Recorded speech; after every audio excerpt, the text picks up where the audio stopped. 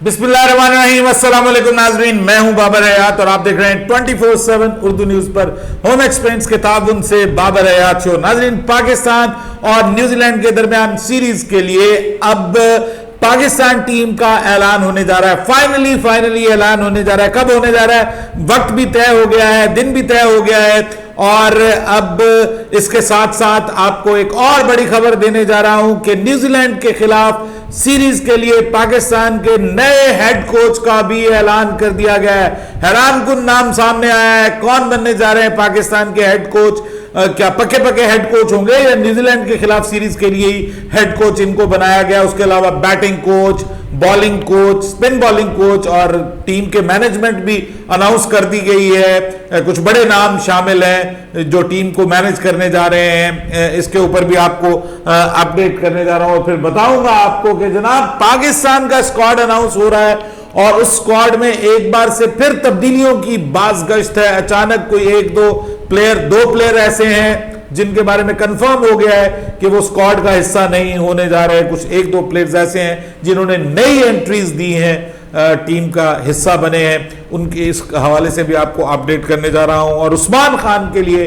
अच्छी खबर है। मोहसिन नकवी ने उस्मान खान के लिए अच्छी खबर दी है। क्या कहा है उन्होंने उस्मान खान के फ्यूचर के हवाले से, इस पे भी आपको अपडेट करूंगा। लेकिन आगे बढ़ने से पहले आपसे गुजारिश कि अगर आप हमारे नए व्यूअर हैं तो प्लीज हमारे इस चैनल को जल्दी से कर लीजिएगा सब्सक्राइब और बेल आइकन को पुश करना मत भूलिएगा। मुझे फॉलो कीजिए इंस्टाग्राम पे @बाबर हयात शो और हमारे पेज को फेसबुक पे लाइक कर लीजिएगा। तो जनाब पाकिस्तान का स्क्वाड अब अनाउंस होने जा रहा है 9 अप्रैल को और 9 अप्रैल को दिन में ये स्क्वाड अनाउंस किया जाएगा और लाहौर में प्रेस कॉन्फ्रेंस होगी जिसमें जो हमारे सिलेक्टर्स हैं वो पाकिस्तान के मोस्ट प्रोबेबली 18 रुकनी स्क्वाड का ऐलान करने जा रहे हैं। लेकिन ये 18 रुकनी स्क्वाड क्या होगा, इसमें क्या तब्दीलियां हो गई, कौन बाहर जा रहा है, कौन अंदर जा रहा है, कुछ अपडेट हुई है इसमें, वो आपके साथ मैं शेयर करने जा रहा हूं। लेकिन उससे पहले अब तक की सबसे बड़ी खबर जो अभी अभी ब्रेक हुई है और वो खबर आपको सबसे पहले हम देने जा रहे हैं कि अजहर महमूद, जी हां, पाकिस्तान के साबिक ऑलराउंडर और आजकल वैसे वो इंग्लैंड में होते हैं और खेले वो दूसरी दुनिया की टीमों की जानिब से भी हैं, दूसरी टीमों के कोच भी रह चुके हैं, इंग्लैंड के भी कोचिंग कर चुके हैं, वो काउंटीज की भी कोचिंग कर चुके हैं, वो न्यूजीलैंड की तरफ से भी वो वहां पर भी कोचिंग कर चुके हैं, उनकी लीग्स भी खेल चुके हैं। सो बड़ा तजुर्बा है उनके पास। इससे पहले पाकिस्तान के बॉलिंग कोच भी रह चुके हैं। अब उनको पाकिस्तान का हेड कोच बना दिया गया। अजहर महमूद पाकिस्तान के हेड कोच होंगे। No Gary Kirsten, no Jason Gillespie for the time being, अब तक के लिए न्यूजीलैंड की सीरीज के लिए, क्योंकि ये दोनों जो नाम अभी मैंने आपके सामने लिए इनके साथ मामला तो ऑलमोस्ट तय हो गए हैं लेकिन अभी तक इनका फॉर्मल अनाउंसमेंट नहीं हुई। 15 तारीख क्योंकि पाकिस्तान क्रिकेट बोर्ड ने एप्लीकेशंस के लिए दी हुई है तो 15 तारीख के बाद एक प्रॉपर, आपको पता है कि फॉर्मेलिटी पूरी करनी होती है, इंटरव्यूज और डॉक्यूमेंट्स और उसके बाद फिर contract and this and that and dog and cat, बहुत कुछ करना पड़ता है। उसके बाद फिर अदरवाइज आपको पता है बहुत से लोग बैठे होते हैं जो लिटिगेशन में चले जाते हैं, कानूनी मुशगाफियां ढूंढते हैं कि कहां से हम पीसीबी को पकड़े और रगड़े। तो इस वजह से जो है वो अब फैसला ये किया गया कि अजहर महमूद जो है वो पाकिस्तान के हेड कोच होंगे। पहले ये खबर आ रही थी कि शायद मोहम्मद यूसुफ को हेड कोच बनाया जा रहा है, लेकिन भाई घबराना नहीं, मोहम्मद यूसुफ को भी कोच बनाया गया है और मोहम्मद यूसुफ जो है वो बैटिंग कोच के फराइज सरअंजाम देंगे। जी हां, बैटिंग कोच के फराइज सरअंजाम देंगे मोहम्मद यूसुफ। और सईद अजमल जो है पाकिस्तान के एक्स सुपर डुपर स्टार, बाद में बेचारे अपने एक्शन की वजह से मारे गए, उनको पाकिस्तान का स्पिन बॉलिंग कोच नामजद किया गया है। वो स्पिन बॉलिंग कोच के तौर पे काम करेंगे। पाकिस्तान में बाय द वे इस वक्त 3 लेग स्पिनर है, 3 लेग स्पिनर, शादाब खान, दूसरे नंबर पे अबरार अहमद, तीसरे नंबर पे उसामा, ठीक है, उसामा मीर, चौथे नंबर पे हमारे पास है इमाद वसीम, ठीक है। इमाद वसीम जो है वो लेफ्ट आर्म स्पिनर है और एक ऑफ स्पिनर को हमारा स्पिन बॉलिंग कोच बनाया गया है। वाह वाह वाह, तालियां, सुभान अल्लाह, क्या शानदार फैसला किया गया है। मैं तो खुश हो गया हूं। अरे भाई, आपके पास कोई लेग स्पिनर ही नहीं है कि आपके पास इतने लेग स्पिनर है भाई।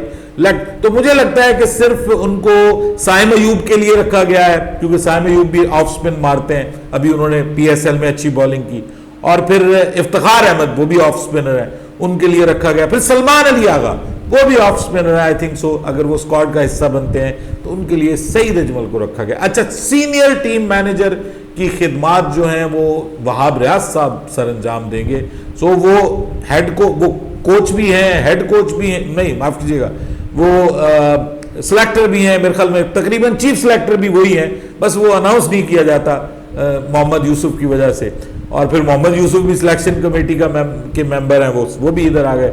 सो एक ग्रुप है जो इस वक्त सारी ड्यूटीज सर अंजाम दे रहा है, और ये ग्रुप जो है वो मोहसिन नकवी का को खास पसंदीदा ग्रुप है। वो एक ही बंदे से सारे काम करवाना चाहते हैं। मेरे ख्याल में वहाब रियाज को पाकिस्तान का कप्तान भी बना देना चाहिए। ये भी एक अच्छा मुनासिब फैसला होगा, क्योंकि वो भी बहुत पसंद है मोहसिन नकवी साहब को। अब बात कर लेते हैं जनाब के पाकिस्तान का स्क्वाड अनाउंस होने जा रहा है कल। उसमें अचानक कुछ चीज़ें ऐड हुई हैं, कुछ एक्सक्लूड हुई हैं, निकली हैं।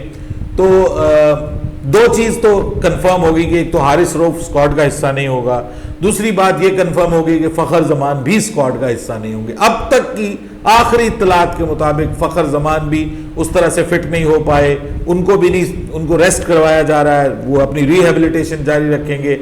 हारिस रऊफ भी अपनी रिहेबिलिटेशन जारी रखेंगे। तो फिर बाकी क्या होने जा रहा है? तो बाकी जनाब जो इरफान खान नियाजी हैं उनको टीम का हिस्सा बनाने की बात की जा रही है। मैंने पूछा है कुछ टीम जराए से कि क्या वाकई इरफान खान नियाजी को टीम का हिस्सा बनाने की बात हो रही है, तो वो कहते हैं जी खबर तो चल रही है, ये खबर उड़ी हुई है कि इरफान खान नियाजी जो है उनको भी टीम का हिस्सा बनाया जाएगा, और शायद आमिर जमाल की जगह उनको टीम का हिस्सा बनाया जाएगा। आमिर जमाल को उन्होंने कहा जी कि फिलहाल हम रेस्ट देने का प्लान बना रहे हैं, लेकिन मैं तो समझता हूं कि भाई, हालांकि इरफान हमारा बड़ा कमाल का यंगस्टर है और उसको अपनी जगह पे टीम का हिस्सा होना चाहिए, लेकिन आमिर जमाल जो है he is not bad as well, उसको भी कंसिस्टेंटली मौका मिलना चाहिए। तो मैं तो इन दोनों को एक साथ टीम का हिस्सा बनने की मैं समझता हूं कि जरूरत है पाकिस्तान को। अगर आपने चेंज करना है, अगर आपने किसी को रेस्ट देना है तो भाई शाहीन अफरीदी को रेस्ट दे दो, उसको तो वैसे ही आप रेस्ट देने जा रहे हैं, तो उसको अगर आपने रेस्ट ही देना है तो फिर उसको बाहर ही कर दो फिलहाल इस सीरीज के लिए। जिस तरह से आपने हारिस रऊफ को किया है, तो आप फिर किसी को भी मौका दे सकते हैं, जूनियर्स में लेके आ सकते हैं, उनको ट्राई कर सकते हैं। सो इरफान खान नियाजी एक तो ये, और फिर दूसरा जो अब मामला एक और भी है, और वो है कि उसामा मीर और अबरार में से किसी एक को लिया जाएगा, और क्या अबरार अहमद को शामिल किया जाता है या उसामा मीर को शामिल किया जाता है। मैं तो चाहूँगा कि जी जो बेस्ट है उसको शामिल करें, जिसने अभी तक परफॉर्म किया है, और अगर आपने उसको मौका देना है तो फिर बीच में अबरार अहमद को भी कहीं कहीं मौका दे दीजिए, इसमें कोई हर्ज नहीं है। तो मुझे लगता है कि उसामा मीर को मौका मिलना चाहिए, क्योंकि Usama Mir can bat as well, छक्के चौके भी लगा लेते हैं, आपको एक दो छक्के चौके लगा के दे सकते हैं मैच के एंड में। तो मैं समझता हूं कि उसको ज्यादा मौका मिलना चाहिए। बाकी आपको पता है कि जो स्क्वाड मैंने आपको बताया था ऑलमोस्ट वही है। ये एक दो एक्सक्लूजन्स हैं जो मैंने कहा आपको इन्फॉर्म कर दूं। अब आपको बता दूं कि मोहसिन नकवी ने हमारे उस्मान खान के हक में बात की है। उन्होंने कहा कि उस्मान खान को घबराने की जरूरत नहीं है, उस्मान खान पाकिस्तान के लिए खेलने के लिए अहल भी हैं और उनको टीम में शामिल करने के ऊपर गौर भी हो रहा है। तो गौर, जब वो चेयरमैन कह दे कि टीम में शामिल करने पे गौर हो रहा है, तो इसका मतलब वो टीम का हिस्सा है। और उन्होंने कहा कि हम उनको भरपूर मौका देंगे। जो यूएई वाला मामला है वो पाकिस्तान क्रिकेट बोर्ड के ऊपर एप्लीकेबल नहीं है, इसलिए उस्मान खान पाकिस्तान टीम का हिस्सा बनने जा रहे हैं। ये खबर दे दी है, अच्छी खबर है यार ये। इस लड़के के हक में तो मैं खुसूसी तौर पे दुआ कर रहा हूँ कि या अल्लाह इस लड़के को आगे बढ़ने का मौका अता फरमा।